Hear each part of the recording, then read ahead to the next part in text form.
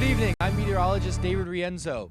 A winter storm watch is in effect from tomorrow afternoon to Saturday afternoon, which is going to bring at most 7 inches of snow in the high areas and around our area. This is going to make travel difficult tomorrow night and Saturday morning. In addition to this, we're going to be facing a chilly weekend, but temperatures should start to warm up by next week. That's all for my full forecast. WTOP-10 Nightly News starts now. This morning, the loss of a former campus president. What the current president is saying about it. Plus, a SUNY Oswego student is claiming he was attacked by campus staff, who he is, and what the school is doing to investigate. And the price on this week's Mega Millions keeps going up. Where it's at now and when to check if you have the lucky numbers. WTOP-10 Nightly News starts now.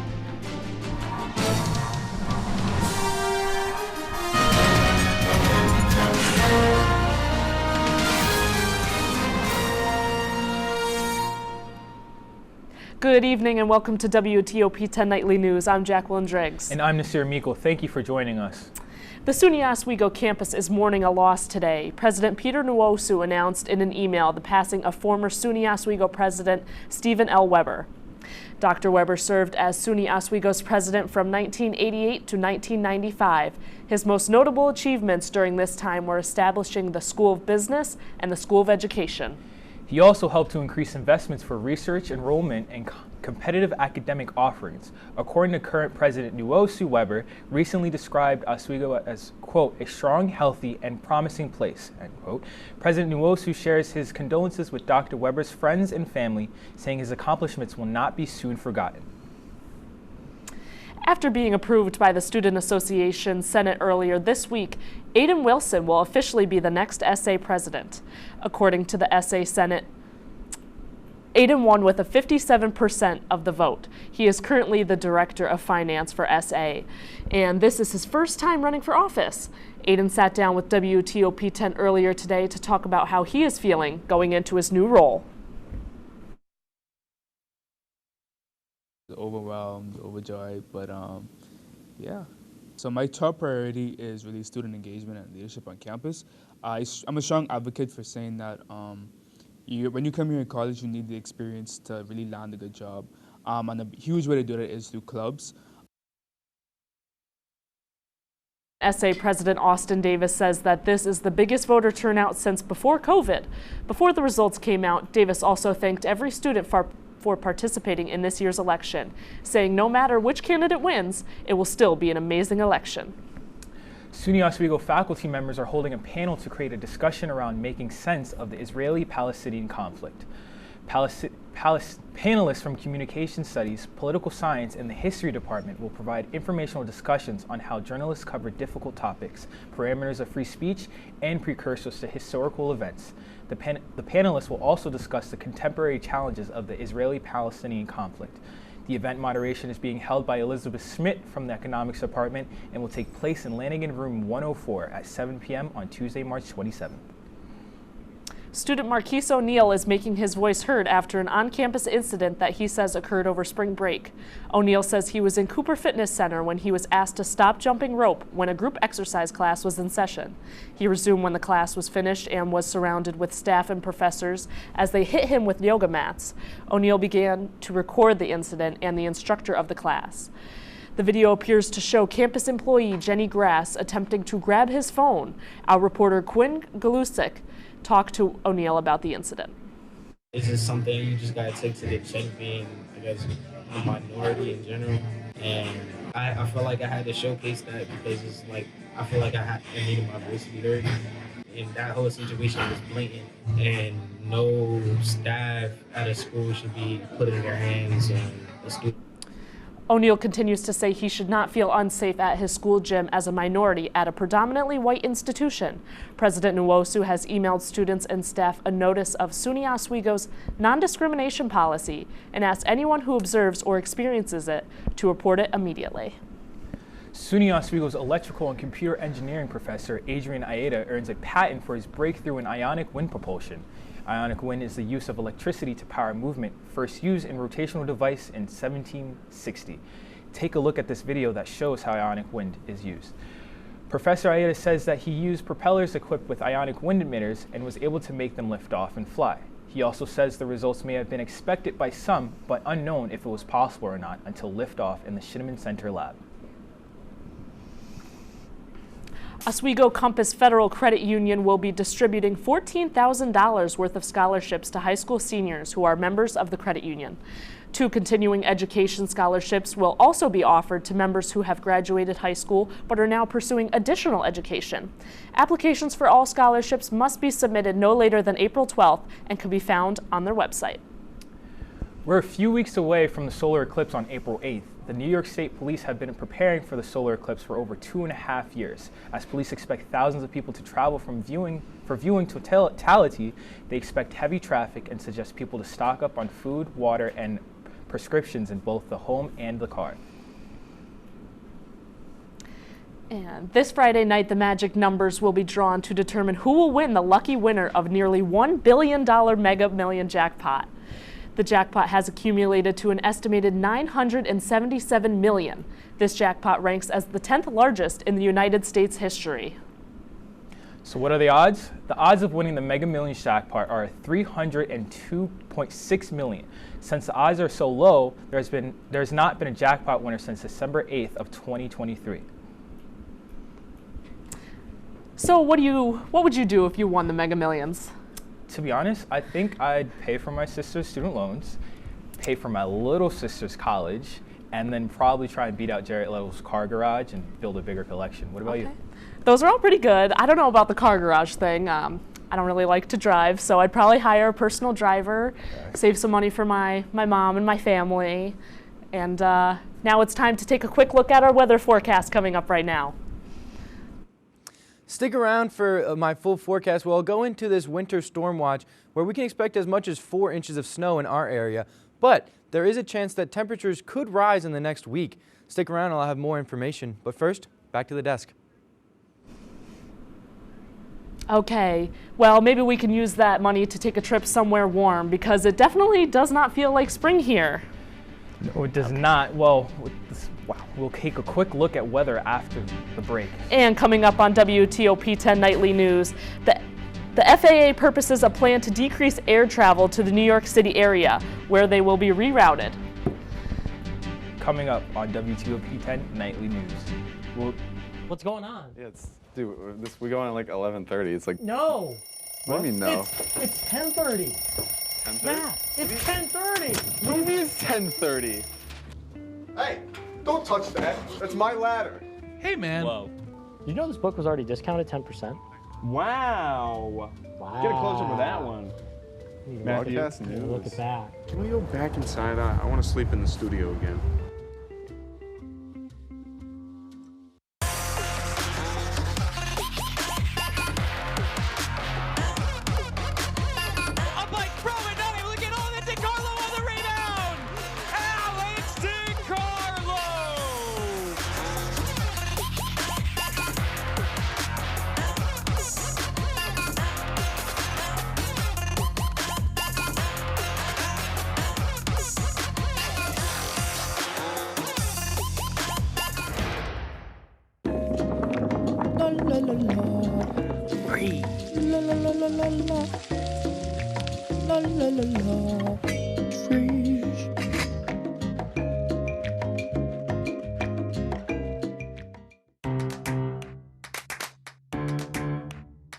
We'll deep dive into our feelings in our Real Talk segment. Stay tuned because it's about to get real.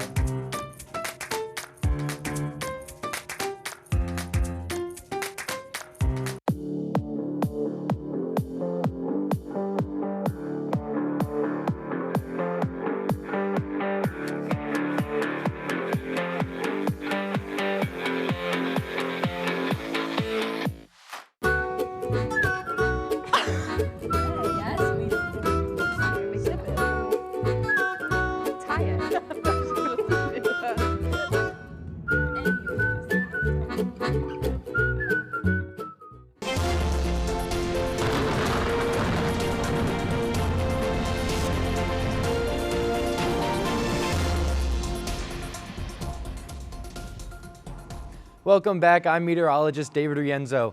Now, as I was saying, we will see this winter storm watch go into effect for a lot of upstate New York, even a little bit of Vermont.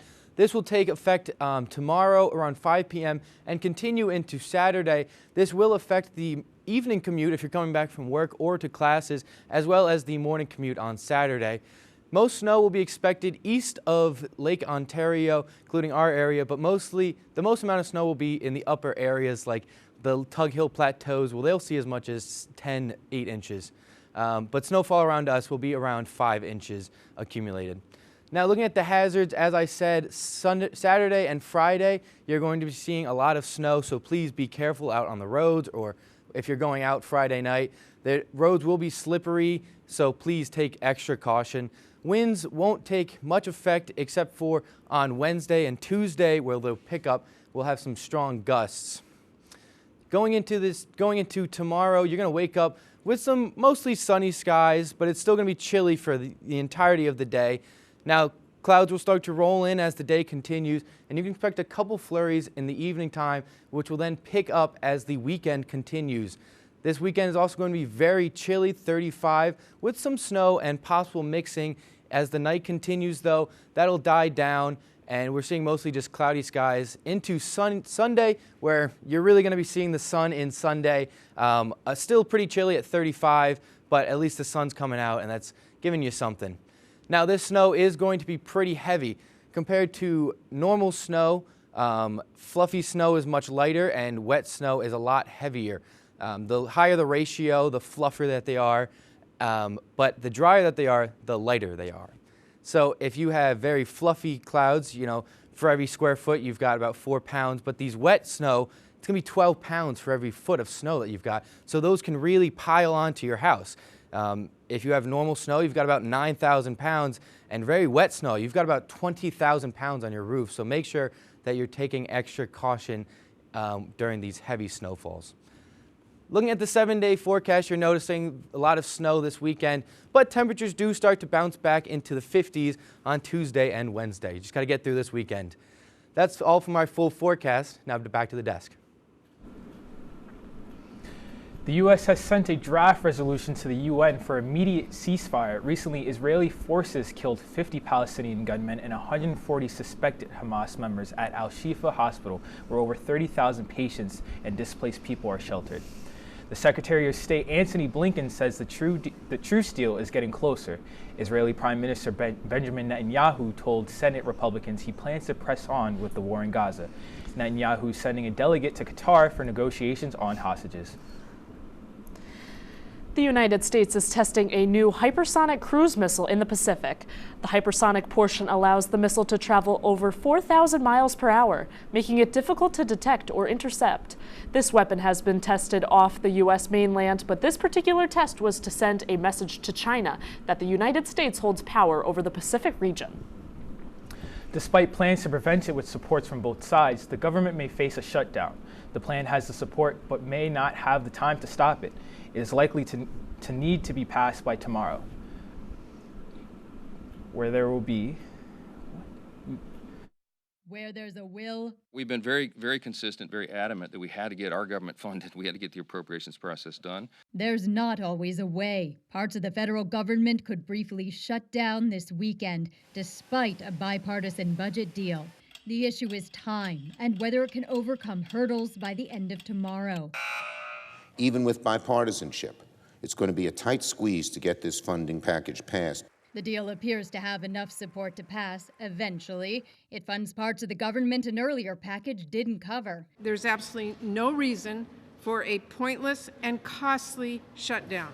But legislating requires a series of steps. With everyone in agreement, they go quickly. But how often is Congress in total agreement? You think you guys should shut it down? I do. Lawmakers who oppose the deal have ways to slow down the process. Some say they at least want more time to read the legislation. You don't even know what's in there and what's not in there. In the House, expediting with a suspension of the rules requires a supermajority. In the Senate, a speedy unanimous consent vote fails if a single person objects. The point isn't really about the process of whether it's Friday or Saturday or Sunday. It's whether or not someone stands up and says the emperor has no clothes, the country has no money. I'm Amy Kiley reporting. The better news is that if the government does shut down, it is only projected to be out for the weekend. It wouldn't change most government worker schedules as they generally have the weekend off anyways. The Federal Aviation Administration is attempting to clear up the congested airspace of the New York City area. JFK, LaGuardia, and Newark airports have been having staffing issues with many passengers. To relieve the three locations, more flights will go to Philadelphia. This may mean changes to your travel plans over the summer, as the plans are hoped to go into effect by June. And coming up in WTOP-10 Nightly News, the U.S. Department of Justice is suing Apple, why the Justice Department is doing it, and how Apple is responding. Plus, Oswego Health is using AI. This technology is being used in surgeries after the break. And it could be your last chance to see one occur for 2 decades, as the next time one will be visible over the continental U.S. He's May 84. Yarrow told police in the hospital that he had pressed the doorbell and waited. They mix with oxygen and nitrogen and can briefly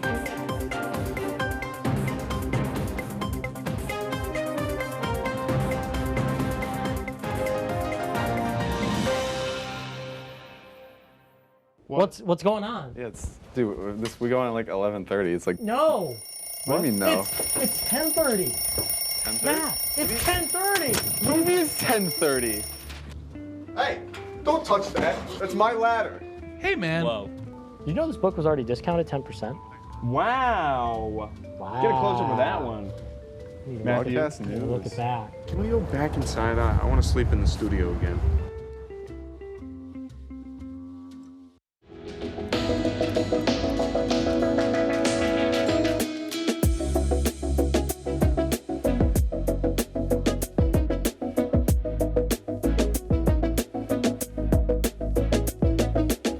When I was in foster care, I never knew when I would have to move, so I always had my suitcase ready to go. Then one day, I was adopted. My new parents opened their hearts and home to me. My parents cook my favorite breakfast for me every morning. My parents take me on trips I never thought I would go on. They gave me a home and an even better reason to use that suitcase. My parents aren't perfect, but they're perfect for me.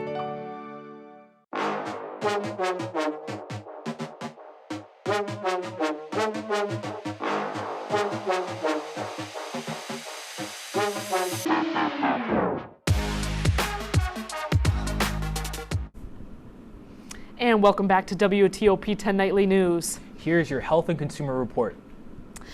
Oswego Health is admitting the help of a new doctor, AI. Patients at Oswego Hospital in need of sinus surgery will undergo procedures performed with AI technology named Trudy.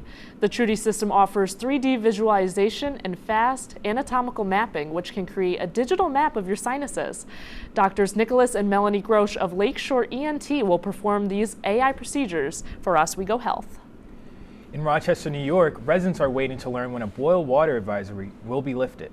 This advisory comes after a body was found in Highland Park Reservoir Tuesday morning.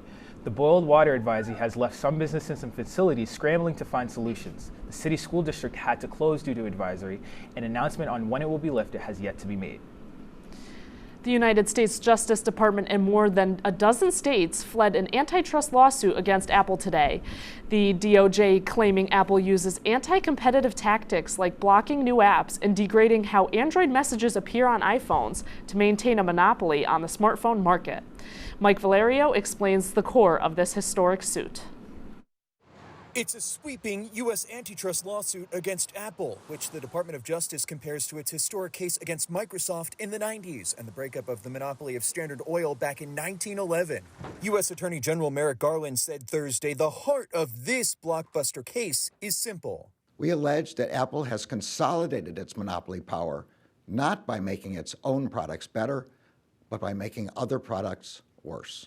Making other products worse, the DOJ alleges, to disincentivize consumers from using products that are not made by Apple. We bring this case to make sure that Apple competes by innovating rather than imposing rules and fees that prevent others from innovating and competing too. The DOJ described how Apple, it says, degrades how Android messages appear on iPhones, blocks new apps on the iPhone operating system, and restricts competing smartwatches from working with iPhones. All, the DOJ says, making consumers more likely to buy from Apple. As any iPhone user who has ever seen a green text message or received a tiny, grainy video can attest, Apple's anti-competitive conduct also includes making it more difficult for iPhone users to message with users of non-Apple products.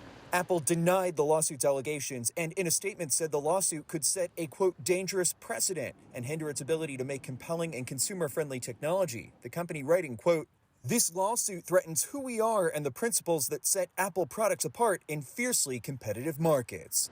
I'm Mike Valerio reporting. Apple now joins a large list of companies including Google, Meta, and Amazon that face similar suits. The lawsuit is stated to take a few years before any resolutions are made. And coming up in sports, Luke Ratty has the latest. Hey Luke, March Madness? The madness is upon us. Duke deals with some injuries and a potential NFL rule is in the works. All that and more coming up next. A lot of things. Getting enough food to eat shouldn't be one of them. Through a nationwide network of food banks, Feeding America serves virtually every community in the United States. See how you can help your community. Visit feedingamerica.org.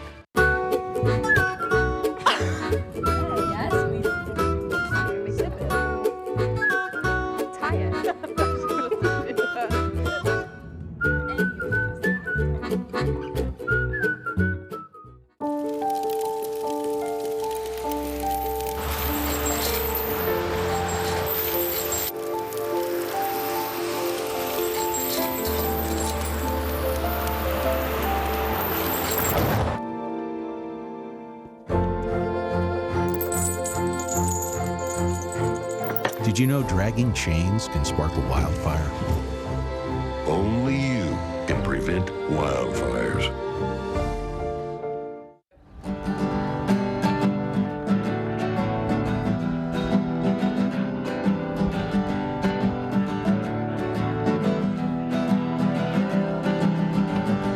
We're here for you, we're here for you. This is your channel 2. With sports and news and what to do, we're here for you. It's your TV, you're watching WTOP. Your TV, thanks for watching WTOP.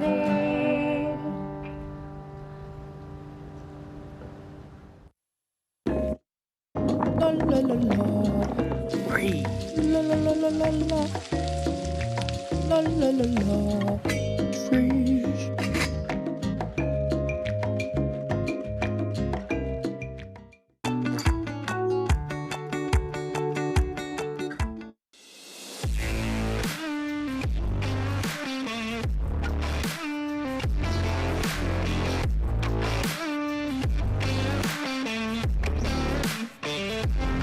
Welcome back. I'm your sports guy with all the latest. Let's get to it. The hockey season may be over for the Oswego Lakers, but players are still being recognized for their impressive seasons. Forwards Shane Bull and Tyler Flack were named to the All-American East first team and third team, respectively.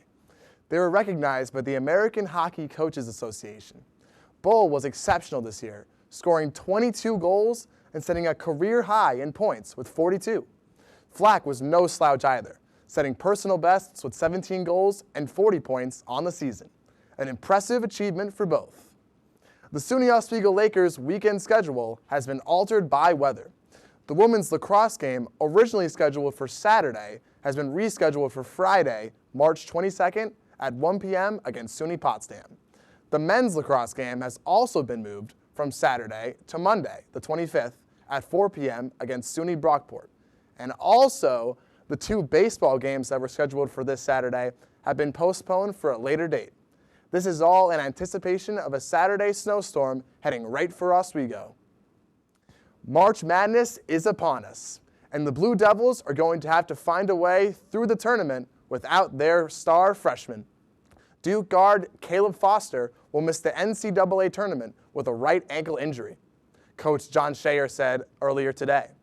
Foster has missed the past 5 games, but Duke was hopeful he might return for the tournament.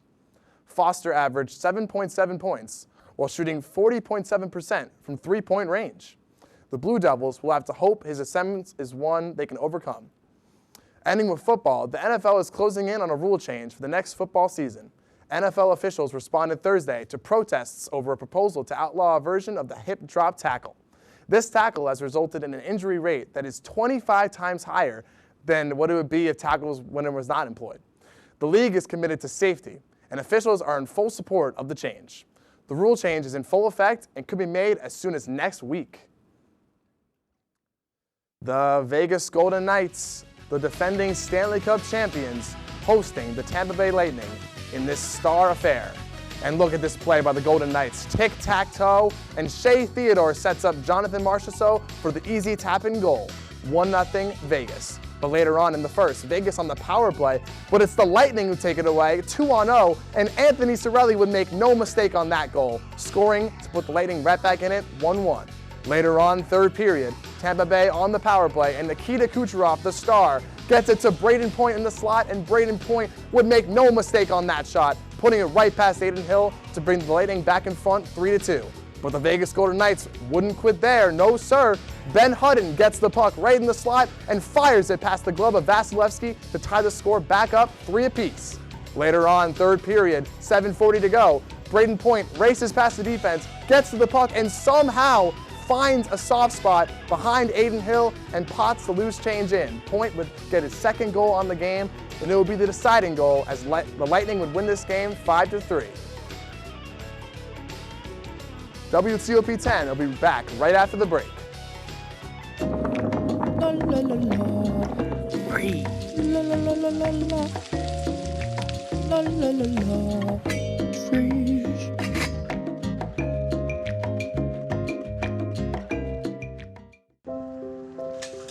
I want to eat apples and bananas. I need to eat apples and bananas. Why can't I eat apples and bananas? Support the Feeding America nationwide network of food banks to help provide meals to those in need. Join us at feedingamerica.org.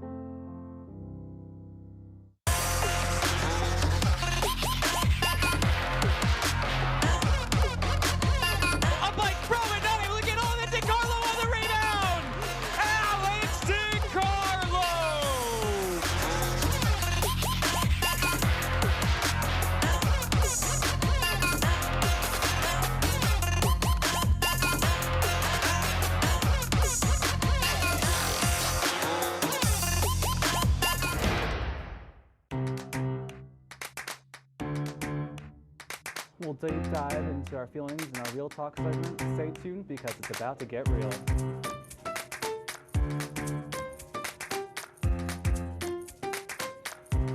And it could be your last chance to see one occur for 2 decades, as the next time one will be visible over the continental U.S. He's May 84. Yarrow told police in the hospital that he had pressed the doorbell and waited. They mix with oxygen and nitrogen and become briefly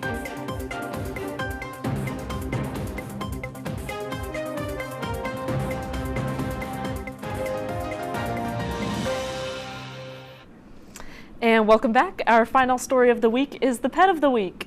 Mac is a 10-year-old cat who struggles with the sniffles. Mac is very affectionate and loves a good nap. He gets along well with other cats, but has yet to meet a dog. He is fully neutered and vaccinated. The fee to adopt him is $50. Now, if someone doesn't adopt this cat, I might have to. And I'm going to have a cat problem. I think I might have to adopt Mac. I'm allergic, but I think I'll take No, it. me too. I'll get the sniffles with him. Yeah, yes. I love just Benadryl on the side, just yes, always in my pocket. It'll be worth it. This cat needs a home for the next couple of years. You know, maybe 10, 20 years to come. You know, who knows? Nice. That's our report for tonight. Okay, thank you everyone for watching. Be sure to stay tuned for the bigger picture. Have a great night, everyone. Yeah.